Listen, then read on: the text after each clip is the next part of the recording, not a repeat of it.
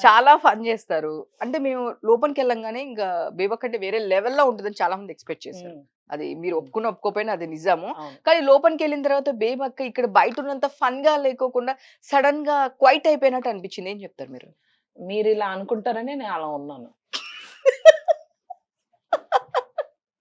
కాదు సీరియస్‌గా. అంటే నేను మీరు సీరియస్‌గానే చెప్తున్నా. ఇలా ఎ అనుకుంటారని అలా ఉన్నా. కాదు ఇలా ఉండాలని తెలియక అలా ఉన్నాను. లేదు ఎలా ఫన్ ఉండాలో అర్థం గాక బయటకొచ్చున్నాను.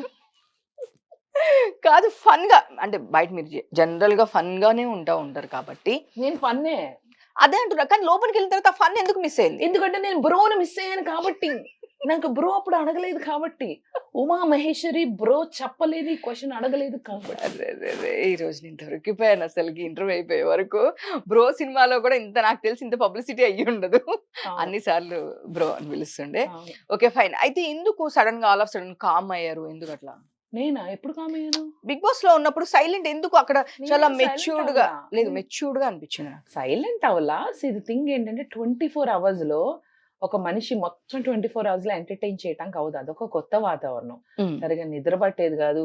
ఎప్పుడూ నిద్రలోకి సడెన్‌గా నా ఆట జూడు, నా పాట చూడు నాకసలు నాకు అర్థమయ్యేది కాదు. ఆ నిద్రలోంచి లేపి అప్పటికప్పుడు ah, without even freshing up going and dancing. Imagine how it is like నిద్రలో.